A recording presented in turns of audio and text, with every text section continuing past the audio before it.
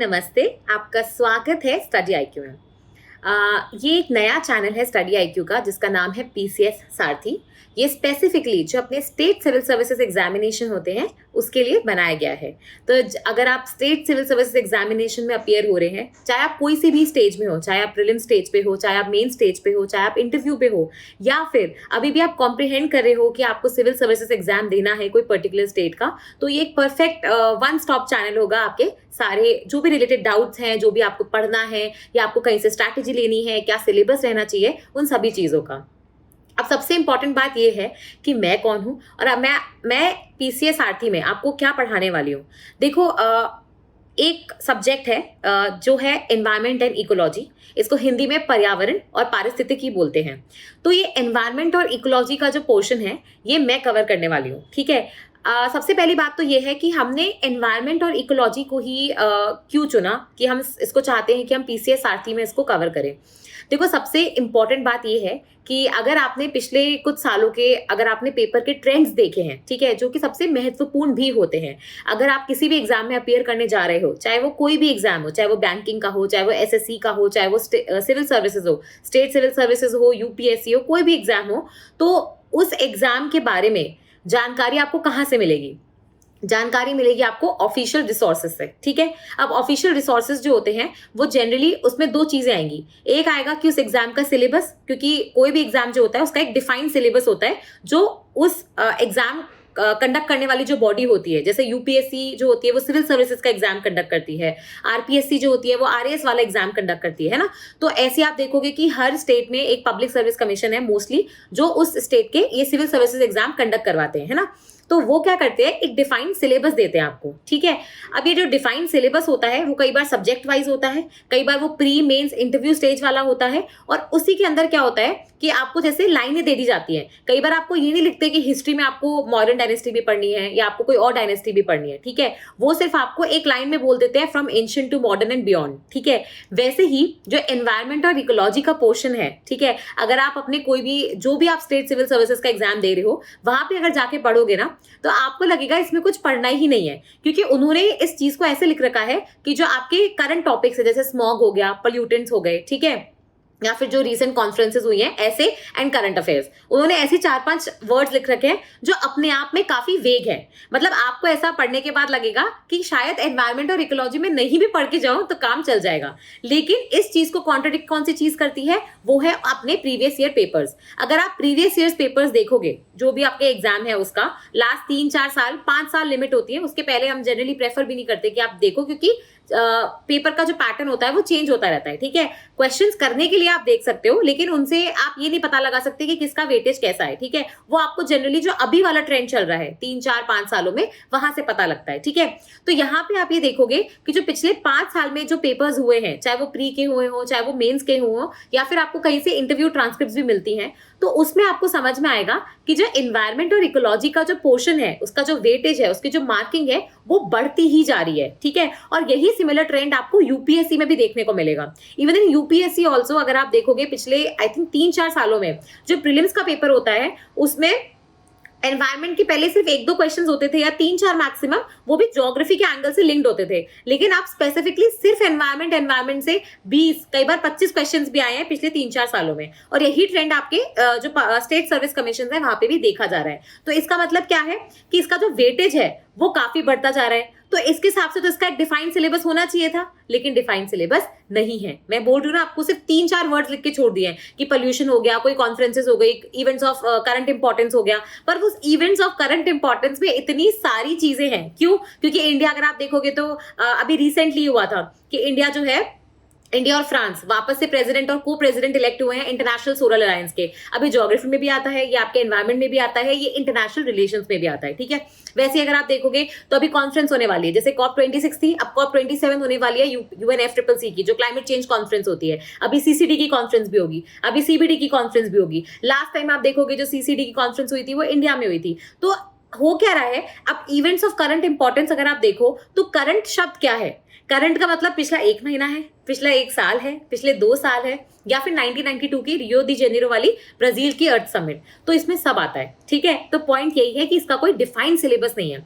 इसमें आपको 1972 की कॉन्फ्रेंस के बारे में भी पढ़ना है, और उसमें 2022 और 23 में जो होने वाले इवेंट्स हैं उनके बारे में भी आपको पूरी जानकारी होनी चाहिए, ठीक है। कई बार इतने स्ट्रेट फॉरवर्ड क्वेश्चंस पूछे गए हैं, जैसे कि आपकी डेट पूछ ली गई है कि भाई ये कॉन्फ्रेंस कब हुई थी, ठीक है। या फिर अगर आप देखोगे जो अपना सस्टेनेबिलिटी वाला समिट था, ठीक है, वो बेसिकली कहाँ पे पास हुआ था, यूनाइटेड नेशन जनरल असेंबली में हुआ था या UNFCCC की कॉप में हुआ था। तो कितनी बेसिक सी चीजें है, लेकिन हम इनमें भी कंफ्यूज हो जाएंगे अगर हमारे कॉन्सेप्ट क्लियर नहीं है, ठीक है। दूसरी चीज क्या है कि सिलेबस बहुत वास्ट है, ठीक है। इसमें कुछ तो है आपका स्टैटिक पोर्शन कि भाई बायोडाइवर्सिटी क्या होती है, एनवायरनमेंट क्या होता है, इकोलॉजी क्या होती है, इकोसिस्टम क्या होता है, टाइप्स ऑफ इकोसिस्टम कैसे होते हैं, बायोम्स क्या होते हैं, ये चीजें क्या है। जैसे अपना हिस्ट्री का पोर्शन होता है ना, भाई जो चीजें हो गई एंशिएंट में वो आप बदल नहीं सकते, वैसे ये चीजें जो है वो ऑलरेडी डिफाइंड है, इनकी डेफिनेशंस डिफाइंड है, इनके स्टैटिस्टिक्स जो पुराने चलते आ रहे हैं वो डिफाइंड है, ठीक है। इसमें चीजें फेरबदल नहीं हो रही है। तो ये तो है आपका स्टैटिक पोर्शन। अब स्टैटिक पोर्शन भी काफी बड़ा है, ठीक है, ऐसा नहीं है कि बहुत छोटा सा पोर्शन है, क्योंकि स्टैटिक पे भी बहुत सारी चीजें आती हैं। और फिर आता है आपका करंट अफेयर्स वाला पोर्शन। अभी करंट अफेयर्स वाला पोर्शन जो है ना, ये लोगों को बहुत दुखदाई देता है। क्यों? अभी इंडिया में कितने रामसर साइट्स हैं? चलो मैं आपसे क्वेश्चन पूछ रही हूँ, ये नीचे कमेंट बॉक्स में जरूर लिखना कि इंडिया में कितने रामसार साइट्स हैं, ठीक है। अभी प्रेजेंटली मैं बात करूं, जब आप ये वीडियो देख रहे हो उस समय तक इंडिया में कितने रामसार साइट्स हैं, ठीक है।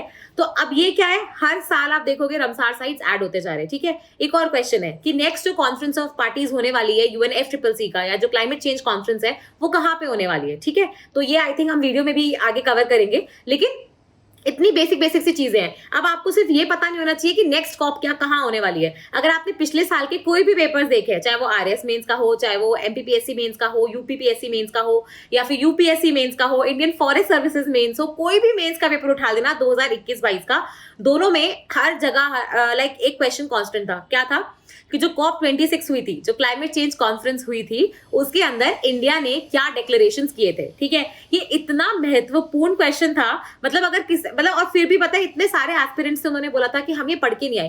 भाई ये चीज आप मिस नहीं कर सकते, आपका ही देश है। एक इतने बड़े इंटरनेशनल फोरम पे जाके हमारे प्रधानमंत्री जी गए थे, ऐसा नहीं है कि हमारे यहाँ पे minister of environment, forest and climate change गए थे। कौन है इस वक्त हमारे minister of environment, forest and climate change?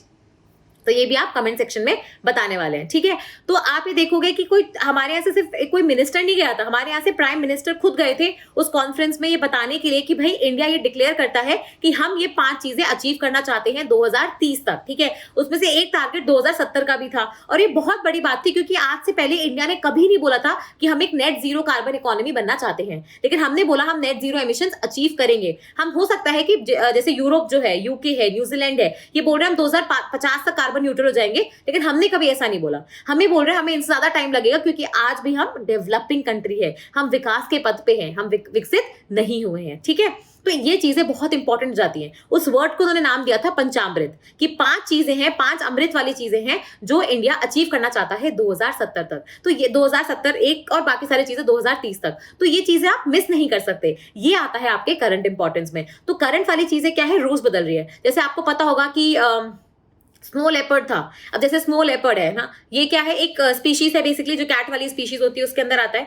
अब स्नो लेपर्ड का जो IUCN स्टेटस होता है, डोंट वरी, आपको नहीं पता है तो हम ये सब चीजें यहाँ पढ़ेंगे कि IUCN स्टेटस क्या होता है। ये आपने बहुत बार देखा होगा कि IUCN स्टेटस जो है किसी स्पीशीज का वो बदल गया, या किसी पर्टिकुलर एनिमल का जो है, या फिर किसी प्लांट का, वो बेसिकली एंडेंजर था, वल्नरेबल हो गया, वल्नरेबल से एंडेंजर चला गया, कोई स्पीशीज एक्सटिंक्ट हो गई। तो ये सब चीजें कैसे बदलती है और क्या ये हमें पता होनी चाहिए? हाँ, क्योंकि देखो, अगर किसी का स्टेटस डाउनग्रेड हो रहा है और किसी का स्टेटस अपग्रेड हो रहा है, जैसे कोई चीज पहले बहुत ही एंडेंजर थी, मतलब उसको विलुप्त होने के चांसेस ज्यादा थे, लेकिन अब वो बेसिकली हमने उसमें एफर्ट्स डाले, हमने उसके लिए कुछ प्रोग्राम चलाए, हमने उसके लिए कोई सैंक्चुरी बनाई, हमने उसके लिए कोई नेशनल पार्क डेजिग्नेट किया, तो उसके बाद अगर उसका स्टेटस अच्छा हो गया, मतलब वल्नरेबल पे आ गया और नीचे आ गया, तो इसका मतलब क्या है, हमारे एफर्ट्स काम कर रहे हैं। लेकिन अगर वही चीज एंडेंजर से एक्सटिंक्ट में चला जाए, इसका मतलब क्या है कि उसमें कुछ काम नहीं हो रहा, ठीक है।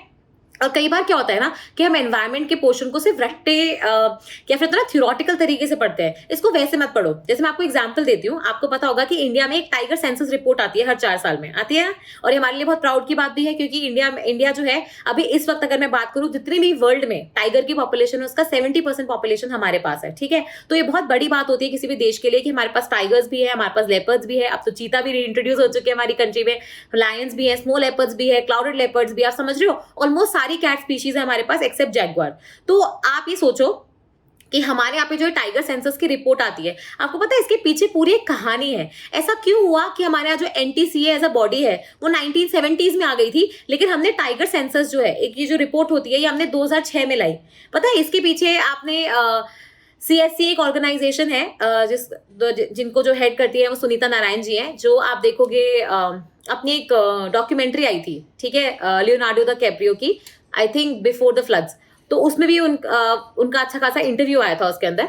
तो उनका क्या रोल था इसके अंदर, हमारी फर्स्ट टाइगर टास्क फोर्स कब आई थी। अब ये चीजें क्या होती है ना, ये आप हो सकता है कि कभी प्री और मेंस के दौरान ना पढ़ो, लेकिन जब आप इंटरव्यू की प्रिपरेशन करते हो, स्पेसिफिकली जब आप फॉरेस्ट सर्विसेज का एग्जाम दे रहे हो अपनी स्टेट का कोई, ठीक है, तो उसमें क्या होता है कि अगर आपको ये चीजें पता हो ना, आपको एक अपर हैंड मिलता है। क्योंकि कई बार मैं तो खुद आप देखोगे कि 4 इंटरव्यूज दिए हुए हैं, तो इसलिए मैं बता रही हूँ आपको कि कई बार ऐसे पूछ लेते हैं कि आपको पता है मैडम कि ये कैसे हुआ था टाइगर सेंसस की, अगर स्पेसिफिकली अगर उसी टाइम पे आपके इंटरव्यू के आसपास ही कभी टाइगर सेंसस की कोई रिपोर्ट आई हो। तो ये चीजें क्या है, आप इंटरेस्टिंग बना के पढ़ो, कहानियों की तरह पढ़ोगे ना तो आपको लंबे समय तक याद रहेंगी। नहीं तो रमसर साइट्स इतनी सारी है कि आप भूल जाओगे। और अभी भी क्वेश्चन वैलिड है कि रमसर साइट्स कितनी है, ये आप मुझे बताने वाले हो, ठीक है। फिर प्रॉब्लम इस एनवायरमेंट पोर्शन में क्या आती है, सोर्सेज की। कोई डिफाइंड एक सोर्स नहीं है। जैसे हम बोलते हैं कि हिस्ट्री में प्रोबेबली अगर आप देखोगे एनसीईआरटी हो गई, तमिलनाडु बुक्स हो गई, है ना। पॉलिटी में आप बोलते हो कि मैम लक्ष्मीकांत हो गई, लेकिन क्या एनवायरमेंट की ऐसी कोई बुक है, कोई डिफाइंड बुक है जो आप बोलते हो कि मैम ये पढ़ लेंगे तो हमारे एनवायरमेंट का एटलीस्ट 70% सिलेबस कवर हो जाएगा। नहीं, ये प्रॉब्लम है एनवायरमेंट और इकोलॉजी के साथ। क्यों? क्योंकि अगर कोई बुक्स है भी ना तो वो सिर्फ और सिर्फ स्टैटिक पोर्शन कवर कर रही है, करंट अफेयर्स वाला एस्पेक्ट कोई कवर नहीं कर रहा। ऐसा कोई भी एक जगह नहीं है जो मैं आपको खुद बोल सकूं, जो मैंने अपनी प्रिपरेशन के दौरान यूज किया, मैं सोच सकूं कि ये जगह है, आपको यहाँ पे सारे वीडियोज, ऑडियो, जो भी नोट्स चाहिए, PDF फाइल्स चाहिए, सब कुछ मिल जाएगा। ऐसा कोई जगह नहीं है। तो इसीलिए ये सब्जेक्ट क्या होता है, और ज्यादा डिफिकल्ट बन जाता है। फिर इसमें करंट अफेयर्स हर रोज बढ़ते जा रहे हैं। रमसर साइट्स इंडिया में ऐड नहीं हो रही तो कहीं और ऐड हो रही है। नेशनल पार्क्स आपको पता है कि रोज कोई ना कोई, मतलब एटलीस्ट हफ्ते में एक कोई नेशनल पार्क, कोई वाइल्ड लाइफ सेंचुरी, कोई कंजर्वेशन रिजर्व, कोई कम्युनिटी रिजर्व, कुछ ना कुछ तो बनता रहता है, ठीक है। तो ये सारी चीजों की प्रॉब्लम है। फिर आप देखोगे इसके अंदर बहुत कुछ लर्न करना है। आपको सिर्फ ये याद नहीं रखना है कि हमारे यहाँ पे बायोस्फीयर रिजर्व्स कितने हैं, आपको ये पता होना चाहिए कि बायोस्फीयर रिजर्व्स है कहाँ पे। आपको मैप बनाना चाहिए इंडिया का, वहां पे पिन पॉइंट पता होना चाहिए कि भाई ये चीजें यहाँ पे आती है। कई बार आप देखोगे कि जैसे अभी हमारा जो, अच्छा ये मैं क्वेश्चन आपसे पूछती हूँ, इंडिया में अभी आप देखोगे 18 वैसे तो हमने डेजिग्नेट कर रखे हैं बायोस्फीयर रिजर्व, लेकिन जो 12 बायोस्फीयर रिजर्व है वो यूनेस्को मैन एंड जो बायोस्फीयर प्रोग्राम है उनका मैप प्रोग्राम जो है उसके अंदर आते हैं, करेक्ट है। तो ये जो 12वां बायोस्फीयर रिजर्व है, जो 11 था वो तो कंचनजंगा था या नहीं था। तो ये जो 12वां है ये आप देखोगे कौन सा, ये कौन सा बायोस्फीयर रिजर्व जिसके बारे में बात कर रही हूँ, जो अभी लेटेस्ट ही यूनेस्को वाली जो लिस्ट है बायोस्फीयर रिजर्व की इंडिया की तरफ से उसमें ऐड हुआ है, ठीक है। तो अब आपको क्या होता है कि अब जो कोई भी नए एडिशन हुए हैं इसके बायोस्फीयर रिजर्व की आपको कंप्लीट डिटेल होनी चाहिए कि जैसे यहाँ पे कौन से बायोम्स का इंटरसेक्शन है, कौन सी नदियां इसमें से जारी हैं, यहाँ पे कौन सी ट्राइबल कम्युनिटीज रहती हैं, इस बायोस्फीयर रिजर्व की क्या प्रॉब्लम है, इतना टाइम क्यों लगा इसको बायोस्फीयर रिजर्व बनने में, क्या ये ऑलरेडी कोई नेशनल पार्क या वाइल्ड लाइफ सेंचुरी था, समझ में आ रहा है, या फिर इसका कोई हिस्टोरिकल सिग्निफिकेंस है यहाँ पे, या फिर कोई रीइंट्रोडक्शन प्रोजेक्ट शुरू किया गया था, या यहाँ पे कोई आप देखोगे स्पीशीज को कंजर्व करने के लिए कोई स्पेशल कार्यक्रम चालू किया गया था। तो ये सारी चीजें आपको पता होनी चाहिए। तो अब आप सोचो कोई नया नेशनल पार्क आ रहा है, कोई नया टाइगर रिजर्व आ रहा है, ठीक है, कोई नया एलिफेंट कॉरिडोर बनना है, तो ये सारी चीजों के बारे में आपको पता होना चाहिए। तो नॉट जस्ट उसका नाम बट उसका काम, उसकी कंप्लीट डिटेल आपको पता होनी चाहिए। तो इसलिए क्या होता है कि आपका काम बढ़ता चला जाता है। और ये काम अगर आपको आसान करना है तो उसके 2 ही तरीके हैं, या तो आप खुद बैठ के एक साइट पे रिसर्च करो, या फिर आप कोई कोर्स देख लो जहां पे ऑलरेडी जो सामने बैठा एजुकेटर है, ठीक है, चाहे वो मैं हूं चाहे वो कोई और हो, लेकिन वो आपकी हेल्प कर दे इस प्रोसेस में। आपको बायोस्फीयर रिजर्व के बारे में, जो 12th बायोस्फीयर रिजर्व है, या तो आप उस पर बैठ के खुद आधा दिन उस पर बिताओ कि भाई इसमें ये इन्फॉर्मेशन है, ये काम की है, ये काम की नहीं है, उसको एक जगह लिखो, या फिर हम ही उसको आपको स्लाइड फॉर्म में दे दे और आप बस रिवाइज करते रहो उसको, ठीक है। तो चीजें आपको फिगर आउट करनी है कि आपका मेथड ऑफ लर्निंग कैसा है, ठीक है। उसके बाद आप देखोगे ये एक ऐसा सब्जेक्ट है जिसका बहुत सारे सब्जेक्ट से इंटरसेक्शन है, ज्योग्राफी के साथ, साइंस एंड टेक के साथ, डिजास्टर्स के साथ, बायोलॉजी के साथ, इवन हिस्ट्री के साथ, ठीक है। तो पॉइंट ये है कि कहाँ पे आप ये डिसाइड करोगे कि ये चीज मुझे इंटरनेशनल रिलेशंस में पढ़नी है, कहाँ पे मुझे ये चीज एनवायरमेंट में पढ़नी है, कहाँ ये चीज मुझे ज्योग्राफी में कवर करनी है, कहाँ ये चीज मुझे यहाँ पे छोड़नी है। वो सब चीजें भी आपको आसान करने के लिए ही ऐसे वाले कोर्सेज की जरूरत पड़ती है, ठीक है। तो ये तो था कि भाई हम एनवायरमेंट और इकोलॉजी से क्यों शुरुआत करें, क्यों हम एनवायरमेंट और इकोलॉजी चाहते हैं कि हम पीसीएस आरटी पे आपको पढ़ाएं, ठीक है। अब मेरी क्रेडिबिलिटी क्या है, क्यों आप मुझ पर विश्वास करोगे, who am I and why should you trust me. तो my name is Supriya Singal. मैं ऑलरेडी राजस्थान सिविल सर्विसेज का एग्जाम क्वालिफाई कर चुकी हूँ। मेरा 422 रैंक आया था। और इसके अलावा भी देखो, स्टेट सर्विसेज एग्जाम के बारे में तो जानकारी है, ठीक है, क्योंकि वो मेरा क्लियर हुआ है। लेकिन इसके अलावा भी, क्योंकि मैंने ऑलरेडी सिविल सर्विसेज में बहुत सारे एग्जाम दिए हैं, मैंने यूपीएससी सिविल सर्विसेज का एग्जाम भी दिया है, इंडियन फॉरेस्ट सर्विसेज का एग्जाम भी दिया है, इन टोटल ऑफ 4 इंटरव्यूज भी दिए हैं। यहाँ मैंने अपने इंटरव्यू के मार्क्स लिखे हैं, जस्ट फॉर प्रूफ मैंने यहाँ पे मार्कशीट डाली है, पूरे मार्क्स नहीं डाले क्योंकि मेरा एग्रीकल्चर और मैथ्स ऑप्शनल था। बट आप यहाँ पे देख सकते हो कि मुझे जो लेटेस्ट इंटरव्यू था उसके अंदर 192 मार्क्स थे, जो कि बहुत कम नहीं होते हैं। काफी एक्चुअली बहुत ही कम लोगों को आप देखोगे 170 175 के ऊपर मिलते भी हैं। बट मेरा कंसिस्टेंटली ये स्कोर रहा है इंटरव्यूज में। आप ये देख सकते हो, ये फॉरेस्ट सर्विसेज के इंटरव्यू का स्कोर है 192 और सिविल सर्विसेज में जो मेरा लास्ट अटेम्प्ट था उसमें 183 थे, ठीक है। तो इंटरव्यू की स्टेज पे आप ये देखोगे, अगर कोई स्कोर कर पा रहा है, इसका मतलब क्या है कि उनका जो कम्युनिकेशन है वो काफी स्ट्रांग है, ठीक है। उनको पता है कि वो जो चीज बोल रहे हैं उसमें उनको एनालिसिस करने का नॉलेज है, वो उस चीज को रख सकते हैं, उस चीज को वेरीफाई भी कर सकते हैं और उस चीज के लिए आपको पॉइंट्स भी दे सकते हैं। तभी आपको इंटरव्यू में इतना अच्छा स्कोर आ सकता है। अगर आप कॉन्फिडेंट नहीं हो, अगर आपको अपनी बात रखना नहीं आता, आप किसी को समझा नहीं सकते 4 पॉइंट्स देके, तो इंटरव्यू में जनरली क्या होता है, इतना हाई स्कोर लाना काफी मुश्किल हो जाता है। इवन जो अपना राजस्थान सिविल सर्विसेज का एग्जाम होता है उसमें भी मुझे 70 से ऊपर मार्क्स आए थे, जो आपको पता है कि 70 आउट ऑफ 100, ठीक है। एक्चुअली ये जो जितने भी इंटरव्यूज मैंने ऊपर लिखे हैं, किसी में 200 आउट ऑफ 200 है, किसी में आउट ऑफ 250 है, तो वो अलग अलग रहता है अगर आप अलग अलग एग्जाम देते हो, ठीक है। तो ये तो रही इंटरव्यू की कहानी। इसके अलावा भी चूंकि मेरा ऑप्शनल एग्रीकल्चर रहा था फॉरेस्ट सर्विसेज में 2-3 साल तक, तो और फॉरेस्ट का सॉरी एग्रीकल्चर का जो ऑप्शनल है उसमें बहुत सारी चीजें आप देखोगे एनवायरमेंट में डायरेक्टली लिंक होती हैं, ठीक है। तो एक तो वो वाली चीज हो गई। दूसरी चीज है, क्योंकि एग्रीकल्चर में बायोलॉजी होती है और बायोलॉजी का भी बहुत सारा पोर्शन एनवायरमेंट से लिंक होता है, तो इसलिए आप देखोगे जो कॉन्सेप्ट होते हैं बेसिक जैसे नाइट्रोजन फिक्सेशन की अगर हम बात करें, तो ये मेरा आपसे क्वेश्चन है कि क्या आपको पता है एल्गी और जो साइनोबैक्टीरियाज होते हैं उसमें क्या फर्क है।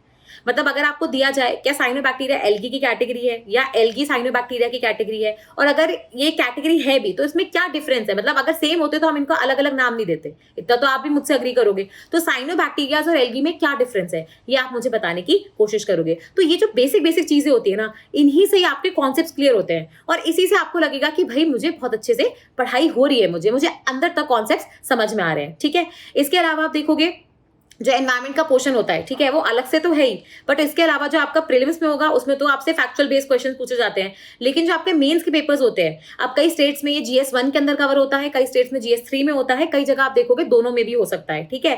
तो इसमें आप ये देखोगे कि जैसे आपके प्रीवियस ईयर क्वेश्चंस पूछे जा रहे हैं उसके अंदर फैक्चुअल तो है ही, कि कई बार आपसे पूछ लिया कि भाई आपके स्टेट में ये पर्टिकुलर बायोस्फीयर रिजर्व है, ठीक है, इसके बारे में कुछ 5 पॉइंटर्स देखिए, तो वो तो हो गया फैक्चुअल क्वेश्चन। कई बार आपसे एनालिसिस पूछते हैं कि भाई उसके आसपास कोई माइनिंग इंडस्ट्री है, ठीक है, या फिर कोई राइट्स चल रहे थे, तो उससे हमारी चीज पे क्या फर्क पड़ेगा। For example Ken Betwa link interlinking जो प्रोजेक्ट है अपना, जो रिवर इंटरलिंकिंग प्रोजेक्ट है, इसके बारे में आपने सुना होगा, ठीक है, इसके बारे में तो यूपीएससी खुद मेंस में भी पूछ चुका है, ठीक है। तो ये जो केन बेतवा इंटरलिंकिंग प्रोजेक्ट है, सबसे पहली बात तो ये कौन सी स्टेट के अंदर आता है, ठीक है। तो उस स्टेट के सिविल सर्विसेज एग्जाम में आप देखोगे ये वाला क्वेश्चन पूछा गया था, क्योंकि पूरे टाइम न्यूज में था कि इससे क्या क्या इंपैक्ट होने वाला है, ठीक है, नेगेटिव भी और पॉजिटिव भी। इंपैक्ट मतलब हमेशा ये नहीं होता कि नेगेटिव होगा, हम हमेशा बोलते हैं क्लाइमेट चेंज का इंपैक्ट हो रहा है, तो हमें क्या लगता है कि impact is a negative word, but impact कोई नेगेटिव वर्ड नहीं है, impact is a positive word also. Depend करता है कि आपका उससे आउटकम क्या हो रहा है। अगर पॉजिटिव आउटकम आ रहा है तो पॉजिटिव इंपैक्ट है, अगर नेगेटिव आउटकम आ रहा है तो नेगेटिव इंपैक्ट है, ठीक है। तो ये चीजों का जो क्लैरिफिकेशन है ये आपको पता होना चाहिए, क्योंकि अगर आपसे मेंस में पूछा इंपैक्ट और आप सिर्फ नेगेटिव लिख के आ गए तो आपके मार्क्स कटेंगे, ठीक है।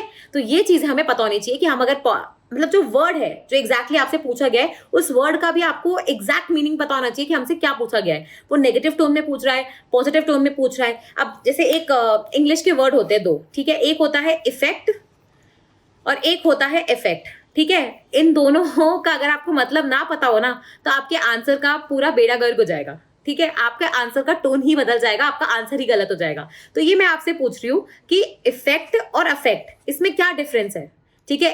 EFFECT वाला और AFFECT वाला, इससे ना एक बहुत बड़ी प्रॉब्लम हुई थी आई थिंक 2017 या 18 के जो मेंस हुआ था ना उसके अंदर, क्योंकि वहां पे ई और ए का डिफरेंस था और लोग अपना आंसर उस हिसाब से लिख के आए थे जिसको जो पता था, ठीक है। लेकिन जो क्वेश्चन में मांगा गया था वो डिपेंड कर रहा था कि आपने ई वाला यूज करके चला या ए वाला, ठीक है। तो इसलिए मैं बता रही हूँ कि चीजें क्या होती है, थोड़ी सी कॉम्प्लिकेट हो जाती है। So this is why you should trust me, क्योंकि I come with a background, I have given this exam, cleared another state civil services exam, और उसके बाद इतना सारा एक्सपीरियंस भी है। 3-4 साल हो गए हैं मुझे पढ़ाते हुए एक्चुअली, और ये सब्जेक्ट मैं काफी टाइम से भी पढ़ा रही हूँ। तो इसलिए हमने कोशिश करी कि हम इसको एक बार यूट्यूब पे लाके जितने भी स्टेट सिविल सर्विसेज वाले लोग हैं उनकी हेल्प करें। अब इस कोर्स में हम पढ़ाने क्या वाले हैं, ठीक है, आप क्या पढ़ने वाले हो, आप मुझसे क्या एक्सपेक्ट कर सकते हो। इस जो चीजें लिखी है बोर्ड पे वो तो आप मुझसे 110% एक्सपेक्ट कर ही सकते हो, लेकिन इसके अलावा भी अगर आपके कोई डाउट्स हैं, आपने कमेंट सेक्शन में लिखा है, तो हम उसको जरूर पूरा करेंगे, ठीक है। ऐसा नहीं है कि हम आपके डाउट्स को आधा अधूरा छोड़ देंगे, लेकिन class has to be interactive. अगर मैं आपसे कुछ क्वेश्चन पूछ रही हूँ स्टार्टिंग में, बीच में, एंड में, तो अगर 5 भी क्वेश्चन है, 10 भी क्वेश्चन है, तो वो इसलिए नहीं है कि मुझे आपको बर्डन करना है, बट वो इसीलिए है ताकि आप उस क्लास से कुछ सीख के जाए। अगर आप उस क्लास में एक्टिव रहेंगे तो ही आपको अब महसूस होगा कि आपने उस क्लास से कुछ लर्न किया है, ठीक है। तो आप इस क्लास से मुझसे क्या एक्सपेक्ट कर सकते हैं, हम इसमें जितना भी स्टैटिक पोर्शन होता है, जो भी आप यहाँ पे लिखा हुआ देख सकते हैं, जैसे एनवायरमेंट, इकोसिस्टम, इकोलॉजी, नीश, ठीक है, आपके living components, non living components, food chain, food web, ये तो बहुत बेसिक चीज हो गई, ये तो सारी आप चीजें पढ़ेंगे ही पढ़ेंगे, ठीक है, क्योंकि ये तो बहुत स्टैटिक पोर्शन है। अब जैसे एक वर्ड है ये बायो मैग्निफिकेशन और बायो अक्यूमुलेशन, ठीक है, ये अगर आप कभी इंटरव्यू फेस करोगे ना, इसके अलावा एक और शब्द है बायो रेमिडिएशन। ये तीनों शब्द पता नहीं मुझे ऐसा क्यों लगता है कि ये इंटरव्यू पैनल के ना फेवरेट्स है, ठीक है, सच में फेवरेट है। ये मतलब पूछ ही लेते हैं, अच्छा आपने कभी बायो अक्यूमुलेशन का नाम सुना है, अच्छा सुना है तो बताइए क्या होता है, बायो मैग्निफिकेशन क्या होता है, क्यों है, क्योंकि ये टॉपिक है आपके पोल्यूशन से रिलेटेड, ठीक है।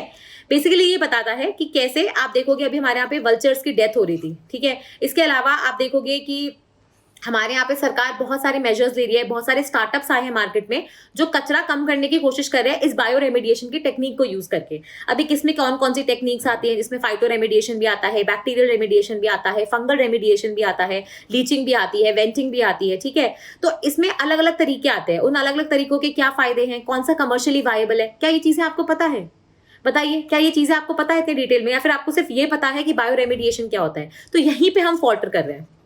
जब तक हमें चीजों की गहराइयां नहीं पता, हो सकता है हमारा प्री क्लियर हो जाए, लेकिन मेंस और इंटरव्यू क्लियर करने के लिए फिर इतनी नॉलेज जरूरत है। इंटरव्यू में जाके आप ये बोलो कि सर मुझे बायो रेमिडिएशन पता है, ठीक है, फिर वो आपसे एक क्रॉस क्वेश्चन कर लो और उसका आंसर नहीं दे पाओ, तो ये एक अच्छा इंप्रेशन नहीं देता सामने वाले पे। क्यों? क्योंकि उनको लगेगा ये सिर्फ सरफेस लेवल की नॉलेज लेके आ रहे हैं, ठीक है। वैसे ही आप देखोगे कि पॉपुलेशन इंटरैक्शन, इस पे से तो हर साल यूपीएससी क्वेश्चन पूछता ही पूछता है, और ऑल्टरनेट ईयर्स में ये जो स्टेट सिविल सर्विसेज एग्जाम होते हैं ना, ये भी पूछ ही लेते हैं, ठीक है। जैसे आपको कई बार बोल देंगे कि कोई बड़ी सी वेल जा रही है, ब्लू वेल, उसके आसपास छोटी छोटी मछलियां घूम रही है, अब ये कौन से टाइप का इंटरैक्शन है, ठीक है। जैसे आप मेरे साथ पढ़ोगे आगे कि 6 टाइप के इंटरैक्शन होते हैं, जिसमें प्रिडेशन आता है, पैरासिटिज्म आता है, कमेंसलिज्म, इमेंसलिज्म, इन सब चीजों के बारे में आप टेंशन मत लो, लेकिन ये कौन से टाइप का इंटरैक्शन है, ठीक है। तो ये सब चीजें पूछ सकते हैं। वैसे आप एक चीज पढ़ोगे ज्योग्राफी में जिसको हम बोलते हैं बायोम्स, ठीक है। आप ज्योग्राफी में जब आप पढ़ोगे इस चीज को, तो मैं यहाँ पे भी आपको पता है उस चीज का एक एग्जाम्पल दूंगी कि ज्योग्राफी में आप इसको कैसे पढ़ने वाले हो, ताकि आप जब वहां पे इस चीज को पढ़ो ना, तो आप दोनों तरीके से याद कर पाओ। भाई अगर ये ज्योग्राफी के एंगल से पूछा जाएगा तो लैटिट्यूड वाइज पूछा जाएगा, ठीक है, और अगर ये एनवायरमेंट के उससे पूछा जाएगा तो आपसे उसमें वेजिटेशन, उसके कुछ कैरेक्टरिस्टिक्स, वहां पे फौना फ्लोरा, इन सब चीजों के बारे में पूछा जाएगा, ठीक है। तो आपको दोनों तरीके से आना चाहिए। लेकिन बायोम्स में जो मैं आपको एक एक्स्ट्रा स्पेशल चीज कराऊंगी जो आपको शायद कहीं देखने को नहीं मिली होगी, वो होंगे बायोम्स के ग्राफ। किस चीज के ग्राफ होते हैं ये?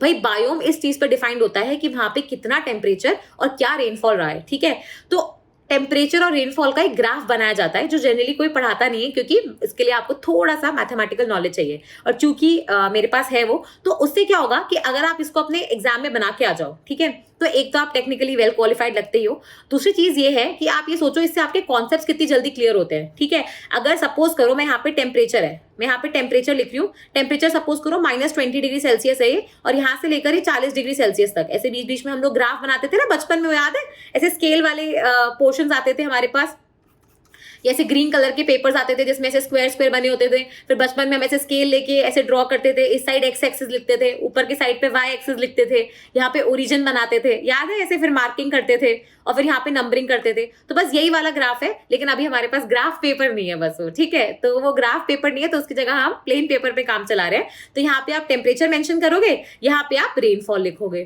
ठीक है? तो रेनफॉल में क्या हो जाएगा, अब आप देखो मैं टेम्परेचर बता रही हूँ भाई, मेरा टेम्परेचर कभी -20 है, फिर कभी 0 चला जाता है, फिर वापस यहाँ जाता है। और रेनफॉल जो है कुछ महीनों में, अगर मैं ऐसे बना रही हूँ इसका मतलब है कि हर मंथ में सेम है। यहाँ पे लिख दो जनवरी, फरवरी, मार्च, अप्रैल, मई, जून, जुलाई, अगस्त से लेकर दिसंबर, ठीक है? तो हर महीने में ऐसी है। अगर मैं इसकी जगह ऐसा वाला ग्राफ बना दूं तो इसका मतलब क्या है, कुछ महीनों में ज्यादा है, कुछ महीनों में कम है। तो आप ये देखो कि अगर आप बायोम्स रिवाइज कर रहे हो, ठीक है, तो एक तो होता है रिवीजन कि भाई हमने पूरा पेज लिया और एक चीज पढ़ते जा रहे हैं। एक हो गया कि मैंने खुद से मेरे दिमाग में सोचा इसका ग्राफ कैसा था, फिर मुझे याद आया कि भाई टेम्परेचर ऐसे जा रहा था, रेनफॉल ऐसी थी, तो उससे क्या हो गया, अब रेनफॉल से, अब क्योंकि कुछ ही महीनों में रेनफॉल हो रही है, इसका मतलब बाकी टाइम पानी की कमी रहेगी, पानी की कमी रहेगी, इसका मतलब है कि पतझड़ होगा, फिर पतझड़ होगा तो इस टाइप के पेड़ होंगे। आप सोचो एक ग्राफ से मैंने पूरा रिवाइज कर लिया। तो ये भी अलग मेथड है एक रिविजन का, ठीक है? तो ये सब चीजें क्या है आपको तभी पता लगेगी जब आपके साथ कोई यहाँ बैठा हो इस तरफ, जिसने वो मेथड, ट्राई, एक्सपेरिमेंट सब कुछ किया हो, तो इसलिए आपको यहाँ पे फायदा मिल सकता है। वैसे आप देखो कि बहुत सारे रूल्स होते हैं, ठीक है? जनरली तो हम दो तरीके के रूल्स ही पढ़ते हैं, एक तो एलन रूल होता है और एक जनरली लिंडमैन रूल होता है, जिसको हम लोग 10% रूल बोलते हैं, ठीक है? लेकिन आपको पता है उसके अलावा भी कितने सारे लॉज होते हैं। शेफर्ड्स लॉ का नाम सुना है आपने? भाई आपने कभी सोचा है कि हमारी जो ह्यूमन बॉडी है, हम मतलब माउंट एवरेस्ट पे जाते हैं तो इतने परेशान हो जाते हैं, लेकिन अगर हम नॉर्मल हिमालय, हिमाचल वगैरह घूम जाते हैं तो हम इतना परेशान नहीं होते। क्यों? क्योंकि वो हमारे जोन ऑफ टॉलरेंस के अंदर आता है। ये वाला जो हिस्सा होता है ना, इतना सा, ये होता है हमारा जोन ऑफ टॉलरेंस। भाई हम बोलते हैं ना किसी इंसान को अगर आप मतलब हार्श शब्द बोलते हो तो एक लिमिट तक बोलोगे तो वो बर्दाश्त करते हैं, लेकिन उसके बाद क्या होता है, वो बर्दाश्त नहीं कर पाते, फिर वो वायलेंट हो जाते हैं। तो वो होता है उनका जोन ऑफ इनटॉलरेंस। तो वैसे ही हर चीज का आप देखोगे एक जोन ऑफ टॉलरेंस होता है, एक जोन ऑफ इनटॉलरेंस होता है। ये पता है लॉ का नाम क्या है? Shepherd's law. और ये एक बार स्टेट सर्विस एग्जामिनेशन में पूछा जा चुका है, लेकिन लोगों ने कभी ये पढ़ा ही नहीं था। अब क्यों पढ़ा नहीं था? क्योंकि ये स्टैटिक पोर्शन में कोई कवर करता ही नहीं है, ठीक है? वैसे ही ब्लैकमैन का लॉ होता है, वैसे ही एक लॉ होता है रेट डिटरमाइनिंग स्टेप का। अब यहाँ पे आता है आपका केमिस्ट्री, जो आपने बहुत बचपन में 9th 10th में कभी पढ़ा होगा कि अगर ए बी की तरफ जा रहा है, बी सी की तरफ जा रहा है, सी डी की तरफ जा रहा है, ठीक है? ये चारों स्टेप्स हो रहे हैं। तो आप अगर इसको करने में 10 घंटे लग रहे हैं, इसको करने में 20 लग रहे हैं, इसको करने में 5 घंटे लग रहे हैं, तो मुझे बताओ कि पूरी रिएक्शन जो है उसमें सबसे ज्यादा टाइम किसको लग रहा है? इसको। तो जिसको सबसे ज्यादा टाइम लगेगा ना, वही चीज डिसाइड करेगी कि वो रिएक्शन कैसे जाएगी, ठीक है? तो ये जो रेट डिटरमाइनिंग स्टेप होता है, जो आपने केमिस्ट्री में पढ़ा था, ये चीज एनवायरमेंट में भी लागू होती है, ठीक है? इसके अलावा जैसे आपने वेटलैंड्स का नाम सुना होगा। अब वेटलैंड्स इतने इंपॉर्टेंस क्यों है? एक तो आप देखोगे कि इंडिया में 70, अच्छा ये तो मैं आंसर बता ही रही हूँ, चलो ये नहीं बताऊंगी मैं, ये आप मुझे बताना, ठीक है, कमेंट बॉक्स में। तो जो भी जितनी भी हमारे पास XX रमसार साइट्स हैं इंडिया में, एक तो आप देखोगे कि हमारे यहाँ बहुत सारी रमसार साइट्स ऐड हो रही हैं, ठीक है? दूसरी चीज है कि आपने कंटिन्यूसली पिछले 2-3 सालों में मैंग्रोव्स और कोरल्स का नाम बहुत ज्यादा सुना होगा, क्योंकि क्लाइमेट चेंज सबसे ज्यादा इंपैक्ट उन पे पड़ रहा है, ठीक है? तीसरी चीज है कि हमारे यहाँ पे एक स्टेट है महाराष्ट्र, उसने एक ट्री को अपना स्टेट मैंग्रोव ट्री बना दिया है, ठीक है? तो जब जब ऐसी चीजें होंगी ना, तब तक आपको इन चीजों के बारे में पढ़ना पड़ेगा। तो ये current affairs inspired static portion होता है, ठीक है? अब आप इसमें बोलोगे कि मैम मैं मैंग्रोव के बारे में थोड़ा बहुत तो पढ़ के गया था, लेकिन आपको ज्यादा क्यों पढ़ना था? क्योंकि ये न्यूज में था, ठीक है? तो ये काम आपका हम आसान करेंगे। जो चीज न्यूज में है, उन चीजों, उनसे रिलेटेड जो भी स्टैटिक पोर्शन है ना, उसको और डिटेल में कवर करना वो हमारी रिस्पॉन्सिबिलिटी है, आपका काम सिर्फ पढ़ना है, ठीक है? वैसे ही आप देखोगे कि बायोडाइवर्सिटी हो गया, चलो ये स्टैटिक पोर्शन है, लेकिन इसके अंदर IUCN स्टेटस क्या है, स्पीशीज रिकवरी के कोई प्रोग्राम्स चल रहे हैं, कोई स्पेसिफिक रिजर्व्स बनाए गए हैं, ठीक है? तो वो सारी चीजें आपको पता होनी चाहिए। जैसे आजकल जो स्पीशीज कुछ न्यूज में, जैसे गोडावन हो गया, जिसको हम लोग ग्रेट इंडियन बस्टर्ड बोलते हैं, ठीक है? घड़ियाल हो गया, या फिर आप एक ऐसी स्टेट में हो जहाँ पे कोई विलुप्त स्पीशीज रहती है, ठीक है? या फिर कोई बर्ड स्पीशीज है जो बहुत ज्यादा फेमस है, या फिर वहां पे कोई इंसिडेंट हुआ है। फॉर एग्जाम्पल अभी आप देखोगे राजस्थान में सांभर लेक के पास 18,000 से ज्यादा बर्ड्स जो होती है, जो स्पेसिफिकली आप देखोगे माइग्रेट करके स्पेसिफिकली सांभर पे आती है, वो मर गई थी, ठीक है? तो अगर आप इस स्टेट से हो तो आप इस इवेंट को मिस नहीं कर सकते। आपको सांभर लेक के बारे में भी पता होना चाहिए, आपको ये भी पता होना चाहिए कि उसका रीजन क्या है। अगर आप कोई बाहर की स्टेट से हो तो भी आपसे इस पे क्वेश्चन पूछा जा सकता है, लेकिन वो क्वेश्चन बहुत बेसिक नेचर का होगा कि भाई ऐसा क्यों हुआ, तो ये क्लॉस्ट्रीडियम बैक्टीरिया की वजह से हुआ था। तो आपको ये पता होना चाहिए कि अच्छा ये क्यों हो रहा है, एवियन इन्फ्लुएंजा था या क्लॉस्ट्रीडियम बैक्टीरिया था, उससे क्या होता है, उनके नर्वस सिस्टम पे इंपैक्ट पड़ रहा है, या फिर वो ब्रेक डाउन हो रही है, वो उड़ नहीं पा रही है, तो जो भी है। तो ये सारी चीजें क्या होती है, आपको करंट अफेयर्स इंस्पायर्ड तो है, लेकिन ये डिपेंड करता है कि आप कौन सी स्टेट स्टेट में हो, जिस स्टेट में हो उस स्टेट के लिए इवेंट तो बहुत इंपॉर्टेंट है ही, लेकिन अगर आप बाकी स्टेट से हो तो उसकी बेसिक जानकारी आपको होनी चाहिए, ठीक है। इसके अलावा आपको पता है कि बहुत सारे इंटरनेशनल और नेशनल लेवल पे ऑर्गेनाइजेशंस चल रहे हैं, जिसमें IUCN भी है, WWF भी है, IPCC भी है, वेटलैंड इंटरनेशनल, कंजर्वेशन इंटरनेशनल, ठीक है। और हर एक पे क्या होता है कि क्वेश्चन बनने की संभावना है और वो बन ही रहा है। यूपीएससी भी अपना पैटर्न चेंज कर रही है, इन एनजीओस पे ज्यादा फोकस कर रही है, उनके बारे में क्वेश्चन पूछ रही है, ठीक है। और यूपीएससी कोई बहुत डिफिकल्ट क्वेश्चन नहीं पूछती है आपसे, वो क्वेश्चन पूछती है बहुत बेसिक वाले, ठीक है, कि ये एनजीओ है या इंटर गवर्नमेंटल ऑर्गेनाइजेशन है, ठीक है, या प्राइवेट है या फॉर प्रॉफिट ऑर्गेनाइजेशन है, तो ये सब चीजें आपको पता होनी चाहिए। बहुत बेसिक लेवल की चीज है, लेकिन अगर आप सोचो इन चीजों में अगर गड़बड़ हो जाती है ना तो दुख होता है कि भाई हमारा एक नंबर फालतू का चला गया, ठीक है। फिर पोल्यूशन तो क्योंकि टॉपिक ही मेंशन्ड है, तो इसमें क्या होता है, जो नए टाइप का पोल्यूशन हो रहा है, जैसे इलेक्ट्रॉनिक वाला जो वेस्ट आ रहा है, लाइट पोल्यूशन जो हो रहा है, ऑयल स्पिल्स वगैरह जो हो रहे हैं, मरीन पोल्यूशन, नॉइज पोल्यूशन, तो स्टबल पोल्यूशन जो अभी आपको पता है कि हमारे यहाँ पे पराली जलना शुरू हो ही जाएगी, होपफुली ना हो, अच्छी बात है क्योंकि पोल्यूशन काफी कम हो जाएगा। लेकिन आपको पता है कि हर बार यही होता है विंटर्स में, और दिल्ली में तो इस चीज का भयंकर होना है ही कि विंटर्स आते ही वहां पे लोगों को ब्रीदिंग में प्रॉब्लम होती है, ठीक है। इनफैक्ट बहुत लोगों को आप देखोगे एस्थमेटिक कंडीशंस हो गई हैं इस वजह से, क्योंकि वहां पे इतना ज्यादा पोल्यूशन है, ठीक है। तो वेस्ट हो गया, ये सारी चीजें हमें पता होनी चाहिए। और फिर आता है सबसे डिफिकल्ट पोर्शन जो क्लाइमेट मैं कहूंगी कि एनवायरमेंट पोर्शन का है, वो ये वाले हैं, क्योंकि ये है सारे एक तो न्यूज रिलेटेड टॉपिक्स जो इस वक्त करंट न्यूज में चल रहे होंगे। जैसे आपने सुना होगा कि एलिफेंट कई बार ट्रेन से भिड़ के मर गए, ठीक है, या टाइगर और किसी पर्टिकुलर जो टाइगर है वो मैन ईटर बन गया, तो सरकार ने बेसिकली उसको हंट करवाने की परमिशन दे दी। तो ये सारी चीजें किसके अंदर आती है, आपकी मैन एनिमल कॉन्फ्लिक्ट में। तो अगर आप ये न्यूज आइटम पढ़ रहे हो तो आप इस न्यूज आइटम के बारे में मत पढ़ो, ये तो आप अपने आंसर में सिर्फ एज ए रेफरेंस यूज करोगे, लेकिन आपका मेजर टॉपिक क्या होना चाहिए, मैन एनिमल कॉन्फ्लिक्ट, ठीक है। वैसे ही आजकल जो बहुत ही बज़वर्ड बना हुआ है कार्बन टैक्स, ठीक है, green GDP, green environment product, तो ये सब क्या होता है। फिर वैसे आपने पेमेंट फॉर इकोसिस्टम सर्विसेज, ठीक है, beneficiary pays model, polluter pays model, ये सब चीजें क्या है, ये सब चीजें आप ऐसे ही कहीं नहीं पढ़ोगे, ठीक है। ये क्या होता है कि कोई न्यूज आर्टिकल आ गया, उसके अंदर एक हल्का सा मेंशन कर दिया कि क्योंकि हम लोग पोल्यूटर पेज प्रिंसिपल फॉलो करते हैं, तो एनजीटी ने बेसिकली उस पर्टिकुलर प्राइवेट ऑर्गेनाइजेशन को बोला कि आप इतना कॉम्पनसेशन दो। तो ये पोल्यूटर पेज प्रिंसिपल क्या है, ये बेनिफैक्टर पेज प्रिंसिपल से अलग कैसे है, ठीक है। तो ये सारी चीजों के बारे में भी हमें पता होना चाहिए, ताकि हम न्यूज को भी अगर हम पढ़े ना तो ऐसा नहीं है कि भाई आप एक एस्पिरेंट हो, ठीक है, आप में और जो दूसरे लोग हैं उसमें डिफरेंस इसी बात का है कि वो भी न्यूज पढ़ रहे हैं, आप भी न्यूज पढ़ रहे हो, आप भी हिंदू पढ़ रहे हो, इंडियन एक्सप्रेस पढ़ रहे हैं, वो भी हिंदू और इंडियन एक्सप्रेस ही पढ़ रहे हैं। लेकिन पॉइंट सिर्फ ये है कि आप चीजों को ज्यादा अच्छे तरीके से कॉम्प्रिहेंड कर पा रहे हो गिवन आपका बेस ऑफ नॉलेज, ठीक है, जो आपने इतने सालों से अक्वायर किया है। तो जब तक आप में वो एनालाइज करने की क्षमता नहीं आएगी, तब तक आप कैसे उस न्यूज आर्टिकल को ढंग से कॉम्प्रिहेंड कर पाओगे, ठीक है। वैसे आपको पता है ऑस्ट्रेलियन बुश फायर हो गया, कैलिफोर्नियन फायर्स हो गए, आपके साइबेरियन वाइल्ड फायर्स हो गए, ये सब किस चीज का पार्ट है, ये सारा पार्ट है आपके फॉरेस्ट फायर्स का। तो आपको जो मेजर टॉपिक है कि भाई फॉरेस्ट फायर का क्या प्रॉब्लम है, इंडिया से रिलेटेड उसमें स्टैटिस्टिक्स क्या है, इंडिया उसके लिए क्या कर रहा है, वर्ल्ड लेवल पे क्या हो रहा है, कोई पर्टिकुलर कंट्री है जो इस चीज को ढंग से मैनेज करती है, तो वो सारी चीजें पता होनी चाहिए। जैसे इसका मैं आपको एग्जाम्पल देती हूँ कि मुझसे इंटरव्यू में ये चीज पूछी गई थी कि अगर आपको रिसेंटली आपने कौन सा इंसिडेंट सुना है जो आपको लगा कि एनवायरमेंट से रिलेटेड बहुत मेजर इंसिडेंट हुआ, तो उस टाइम ना कैलिफोर्निया में फायर्स हो रही थी, वाइल्ड फायर, तो मैंने वो दिया। तो उनसे पूछा गया कि ये कौन सा मतलब मेजर, इसको अगर आप इंडिया से रिलेट करोगे तो ये किससे रिलेट होगा, तो मैंने बोला फॉरेस्ट फायर। तो मुझसे पूछा गया ऑन द स्पॉट कि आपको क्या लगता है कि इंडिया सही काम कर रहा है फॉरेस्ट फायर्स में, या ऐसी कोई कंट्री है जो बहुत ही बेहतरीन काम कर रही है जिससे हम कुछ सीख सकते हैं। समझ में आ रहा है। अब यहाँ पे क्या आप ऐसी कोई कंट्री का नाम देके छोड़ नहीं सकते हो, आपको रीजनिंग देनी पड़ेगी कि भाई ये कंट्री क्यों, क्योंकि वो कंट्री में हो सकता है कि फॉरेस्ट फायर्स होते थे पहले, उन्होंने कोई पर्टिकुलर सिस्टम अडॉप्ट किया, उस सिस्टम के बाद उनके फॉरेस्ट फायर्स ढंग से मैनेज होने लग गए, जो उनका डेथ टॉल था वो कम हो गया, उनका जो वेजिटेशन लॉस था वो कम हो गया, उन लोगों ने प्रोटेक्शन और कंजर्वेशन भी किया। तो यहाँ से आपका रीजनिंग बनेगा, ये रीजनिंग होना ना बहुत जरूरी है। विदाउट रीजनिंग अगर आप अपने स्टेटमेंट्स को दोगे तो वो फिर वेग ही नजर आएंगे, ठीक है। मिसलेनियस इश्यूज जो भी हमारे कोर्स के दौरान आएंगे हम वो सारे कवर करते चलेंगे। लेकिन अब जो ये वाली चीज है, जैसे क्लाइमेट चेंज हो गया, ये ना मैं बहुत सारे बच्चों को देखती हूँ, आप लोग क्या करते हो, जनरली मैं बता रही हूँ कि मतलब आपने कोई पीडीएफ ले लिया, उसके अंदर है ना कॉन्फ्रेंसेस के बारे में जो भी इंफॉर्मेशन है आपने वहां से ले ली, लेकिन पॉइंट ये है कि क्या वो सफिशिएंट है, क्या आपने सोचा कि आप जो पढ़ रहे हो उतना सफिशिएंट है। जैसे एक बार ना क्वेश्चन आया था यूएन हैबिटेट के ऊपर, एंड ट्रस्ट मी ये UN habitat as a body बिल्कुल इंपॉर्टेंट नहीं हुआ करती थी उस साल से पहले, ठीक है। जैसे ही इस पे क्वेश्चन आया तो उस साल के बाद से सबने जो छोटी छोटी ऑर्गेनाइजेशंस थी ना उस पर भी पढ़ाना शुरू कर दिया।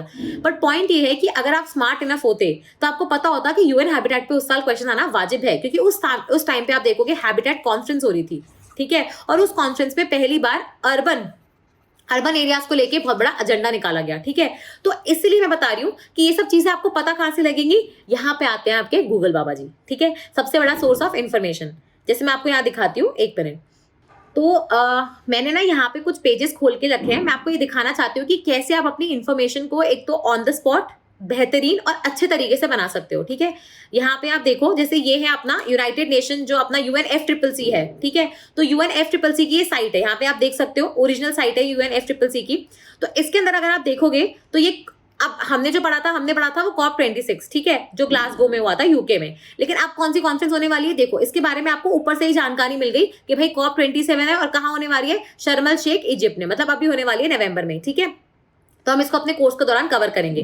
अब यहाँ पे देखो, उन्होंने स्केड्यूल दे रखा है, रोड दे रखा है, पार्टिसिपेशन के बारे में इन्फॉर्मेशन दे रखी है। अब ये छोड़ो, अगर आपको यहाँ से कुछ काम नहीं है तो उनके जो भी इवेंट्स या सेशन वो तो है ही, लेकिन इस वेबसाइट से आपको जो भी उनके कोई डॉक्यूमेंट्स निकल के आ रहे हैं, जो भी किसी ने डिक्लेरेशन करे हैं, ठीक है, ये सारी आपको यहाँ पे मिल जाएंगी, ठीक है। तो मैं वही चीजें बता रही हूँ आपको। इसमें क्या होता है कि आप ओरिजिनल जो वेबसाइट्स है ना, वहां पे जाने की कोशिश करो, ठीक है। जैसे अब यहाँ पे एक देखो आप, ये है अपना CBD का जो ओरिजिनल वेबसाइट है, ठीक है, कॉन्फ्रेंस ऑफ बायोलॉजिकल डाइवर्सिटी। अब इसमें देखो, यहाँ पे भी टॉप पे लिख रखा है कि भैया जो COP15 है वो कहाँ पे होने वाली है, यहाँ पे आप देख सकते हो उसका कोई इवेंट है। और इसमें आप देखो कि जो भी कन्वेंशंस हैं, जो डिसीजंस लिए गए हैं, जो मेजर रिपोर्ट्स हैं, वो सारी यहाँ पे आपको मिल जाएगी इस पेज के अंदर, ठीक है।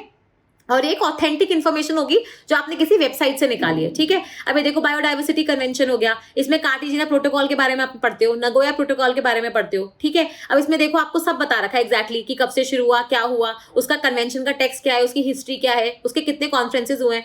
तो ये क्या है, ऑथेंटिक इन्फॉर्मेशन है। यहाँ पे आपको पहली कॉन्फ्रेंस कब हुई, आपकी कॉन्फ्रेंसेस कितने सालों बाद होती है, 2 साल में होती है, हर 3 साल में होती है। चलो ये क्वेश्चन मैं आपसे पूछती हूँ कि UNFCCC की कॉन्फ्रेंस कितने सालों के गैप में होती है, CBD की कॉन्फ्रेंस कितने सालों के गैप में होती है, और CCD जो UNCCD है, कन्वेंशन ऑन कॉम्बैटिंग डेजर्टिफिकेशन, उसकी कॉन्फ्रेंस कितने कितने सालों में होती है, ठीक है।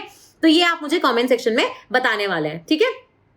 तो फिर ये हो गया, देखो जैसे अब जैसे CCD है, ये देखो यहाँ पे ग्लोबल लैंड आउटलुक हो गया। अब इस आउटलुक की रिपोर्ट को आपको पूरा नहीं पढ़ना है, कभी नहीं पढ़ना है आपको। उसका जो सिंथेसिस आता है ना, शुरू में जो इंट्रोडक्शन आता है, जैसे हम इसको क्लिक करेंगे तो ये ऐसे खुलेगा। अब ये जो ओवरव्यू है ना, आप सिर्फ ओवरव्यू पढ़ लो। इस ओवरव्यू में से ही आपको ऐसे के लिए अपने जीएस में आंसर्स जो होते हैं उसके लिए आपको अपने पूरे पॉइंट्स मिल जाएंगे, ठीक है। वैसे ये देखो IPCC, अब पता है सबसे इंपॉर्टेंट बात क्या है, IPCC का भी ना बहुत हू हल्ला मचा था। क्यों? क्योंकि उनकी 6th असेसमेंट रिपोर्ट आई थी ना। अब उस 6th असेसमेंट रिपोर्ट में आप देखो, हमें ये पता ही नहीं था कि इसकी 3 रिपोर्ट्स आती हैं, जबकि आप देखोगे इसमें 3 वर्किंग ग्रुप होते हैं और 3 वर्किंग ग्रुप की अलग अलग रिपोर्ट्स आती हैं। जैसे मैं आपको दिखा रही हूँ यहाँ पे, ये देखो असेसमेंट रिपोर्ट 6 है। पहली रिपोर्ट आई थी आपकी अगस्त 2021 में, जिसका नाम था फिजिकल साइंस बेसिस। फिर उसके बाद दूसरी रिपोर्ट आती है फरवरी 2022 में, ये देखो वर्किंग ग्रुप दिख रहा है यहाँ पे, वो आता है इम्पैक्ट, एडेप्टेशन एंड वल्नरेबिलिटी। और फिर आती है आपकी तीसरी रिपोर्ट उसके 2 महीने बाद अप्रैल में, जो आती है आपकी मिटिगेशन ऑफ क्लाइमेट चेंज के ऊपर। समझ में आ रहा है? और फिर एक आएगी आपकी सिंथेसिस, जिसमें आप क्लाइमेट चेंज, जो आपकी 6th रिपोर्ट आई है, जो तीनों वर्किंग ग्रुप ने दिया है, उसका कंप्लीट सिंथेसिस करके, क्लबिंग करके उन्होंने एक फाइनल रिपोर्ट पेश करी है, ठीक है। अब बच्चे क्या कर रहे थे पता है आपको? बच्चों ने क्या किया कि जो पहली रिपोर्ट आई थी ना, क्योंकि इसका हू हल्ला मच गया, आपने बोला कि बहुत ज्यादा वार्मिंग हो रही है, हीट हो गया है, कोल्ड रेड अलर्ट और ये सारी चीजें हो गई, हमने ये वाली रिपोर्ट पढ़ ली, ठीक है। पर इंपॉर्टेंट हमारे लिए पता है कौन सी थी एग्जाम के पर्सपेक्टिव से? ये 2nd और 3rd, क्योंकि फर्स्ट वाली रिपोर्ट से आपको सिर्फ साइंटिफिक फैक्ट्स मिल रहे थे कि भाई कितनी वार्मिंग हुई है, कितना सी लेवल राइज हुआ है, कितना ग्लेशियर मेल्ट हो रहा है, क्या रेनफॉल में चेंजेस आ रहे हैं, वो सब। लेकिन उसका क्या इंपैक्ट होगा, कैसे हमें अडेप्ट करना है, कैसे उसे मिटिगेट करना है, वो सारी चीजें आपको दूसरी तीसरी रिपोर्ट से मिली, लेकिन वो हमने पढ़ी ही नहीं। समझ में आ रहा है? एक रिपोर्ट पढ़ के परेशान हो गए ना। अब इन सब की जगह हमें क्या पढ़ना चाहिए था? हमें पढ़नी चाहिए थी ये वाली सिंथेसिस रिपोर्ट, जिसमें एक्चुअली इन तीनों का समरी है। तो ये चीजें हमें क्या होता है, कई बार जो ओरिजिनल वेबसाइट्स होती है ना, वहां से मिलती है, ठीक है। तो यहाँ पे अगर आप देखोगे, जैसे रामसर साइट्स है, अब यहाँ पे देखो कितना ब्यूटीफुल है ये। आप इसमें कंट्री वाइज, एरिया वाइज, हर जगह से जाके आप चेक कर सकते हो कि भाई यहाँ पे देखो रामसर साइट्स ऐसे दिखा रखी है। आप क्लिक करते जाओ, उसको जूम करते जाओ, वो और जूम होता चला जाएगा। यहाँ पे जाके आप इंडिया टाइप करोगे तो आपको इंडिया में कितने, जैसे एशिया टाइप किया, ठीक है। फिर एशिया के अंदर आपकी कंट्री, जैसे इंडिया है, इंडिया में अब दिखाई दिया, आंसर मैंने ही बता दिया, ठीक है। अब यहाँ देखो, अब इसमें क्या होगा, इंडिया का मैप आ जाएगा, ये आ गया। इसको जूम करो, यहाँ पे आपको पूरी की पूरी जितनी भी आपकी जितनी भी आपकी साइट्स है ना, इस पे एक एक पे क्लिक करोगे ना, तो आपको बताएगा कि भाई कौन सी साइट्स है। तो आप सोच रहे हो कितना इंटरैक्टिव तरीका है ये पढ़ने का। इससे आपको ही फायदा होगा, आपको चीजें लंबे समय तक याद रहेंगी अगर आप उसको विजुअलाइज कर पाओगे, ठीक है। और एक लास्ट चीज जो मुझे आपको दिखानी है, वो है ये एनविस का डेटा। इंडिया में कौन सा बायोस्फीयर रिजर्व आ रहा है, कितने एलिफेंट रिजर्व है, आपकी स्टेट में कितने हैं, क्या इन्फॉर्मेशन है वहाँ पे, वो सारी आपको मिलती है ये एनविस की वेबसाइट से। ये मतलब पता नहीं क्यों लोग बताते नहीं है, लेकिन ये होना चाहिए, आपको पता भी होना चाहिए, और इस पर आपको करेक्ट ऑथेंटिक इन्फॉर्मेशन मिलती है। हाँ देखो, टाइगर, ये एक सरकारी वेबसाइट है भाई, ये देख सकते हो यहाँ पे लोगो भी बना हुआ है। तो tiger reserve, elephant reserve, biosphere reserve, देख रहे हो यहाँ पे जितने भी आपके, इवन आपके important bird and biodiversity areas हो गए, आपके मरीन वाले एरियाज हो गए, ठीक है, हेरिटेज साइट्स हो गई जिनको आप कभी देखते भी नहीं हो, वो सारी चीजें यहाँ पे मेंशन है। स्टेट वाइज भी आपको यहाँ पे प्रोटेक्टेड एरियाज मिल जाएंगे, देख लो आप। तो ये सबसे अपडेटेड रेलिवेंट इन्फॉर्मेशन होती है, इसमें एरिया सब कुछ आपको मिलेगा, ठीक है। तो ऐसी वेबसाइट्स पर ही ट्रस्ट करके आप कोशिश करो कि हम आगे का अपना प्रिपरेशन करें, ठीक है। पॉइंट ये नहीं है कि आपके पास इन्फॉर्मेशन कितनी है, पॉइंट ये है कि क्या वो इन्फॉर्मेशन राइट है और रेलेवेंट है, ठीक है। तो वो चीज़ को आसान करने के लिए हमें, हमारी ये छोटी सी कोशिश है पीसीएस सारथी के अंदर, जो हम एनवायरमेंट और इकोलॉजी पोर्शन कवर कर रहे हैं। आपको कोई भी डाउट है, ठीक है, एनवायरमेंट के रिलेटेड, आप प्लीज़ उसको कमेंट्स में लिखिए। आप अभी तक पढ़ते आ रहे हैं और आपको लग रहा है कि आपका सिलेक्शन जो था वो एनवायरमेंट या इकोलॉजी सेक्शन की वजह से रुका था, तो क्यों रुका था, ठीक है, ताकि हम उसको अपनी जो कोर्स है उसके अंदर लेके आ सके, हम कोशिश कर सके कि जो भी आपके पॉइंटर्स हैं, ठीक है, उसको हम इंक्लूड जरूर करेंगे, ताकि आपको भी ऐसा नहीं लगे कि कोर्स सिर्फ अपनी तरीके से चल रहा है और आप अपने डायरेक्शन में जा रहे हो, ऐसा कभी नहीं होगा। इन दोनों चीजों को हम इंक्लाइन करने की पूरी कोशिश करेंगे, ठीक है। और इसके अलावा अगर आपको पर्सनली भी मुझसे कोई बात करनी है, आपको कोई स्ट्रैटेजी पता करनी है, आपको पता करना है कि मैम और कैसे हम चीजों को बेहतरीन कर सकते हैं, या मैं एक स्ट्रैटेजी फॉलो कर रहा हूँ, ये नहीं कर पा रहा हूँ, या ये टाइम टेबल कैसे बनाना है, तो जो भी आपके डाउट्स है आप कमेंट्स में लिखिए। हम, हमारी खुद की जो टीम है उस पर रिप्लाई करने की पूरी कोशिश करेगी, और कुछ कमेंट्स में तो मैं खुद भी पर्सनली रिप्लाई कर दूंगी, ठीक है। तो इसी के साथ ये था हमारा इंट्रोडक्शन सेशन। लेकिन इंट्रोडक्शन सेशन जनरली क्या होता है, 15-20 मिनट का हम लोग छोटा सा बनाने की कोशिश करते हैं, लेकिन यहाँ पे अगर मैंने आपको ओवरव्यू दिया है तो ये इसीलिए है ताकि आप इसमें कॉन्फिडेंट फील करो, ठीक है। और अगर आपको कॉन्फिडेंट फील हो रहा है, आपको लग रहा है कि हाँ इंट्रोडक्शन सेशन के बाद में मुझे लग रहा है ऐसा कि मैं एनवायरमेंट और इकोलॉजी में बहुत अच्छा परफॉर्म कर सकता हूँ या कर सकती हूँ, ठीक है, इस कोर्स को करे या करे बिना, जो भी आपका आउटलुक है इसके लिए, तो आप जरूर बताइएगा। हमें आपके फीडबैक का इंतजार रहेगा। फिर से मिलेंगे, तब तक के लिए धन्यवाद।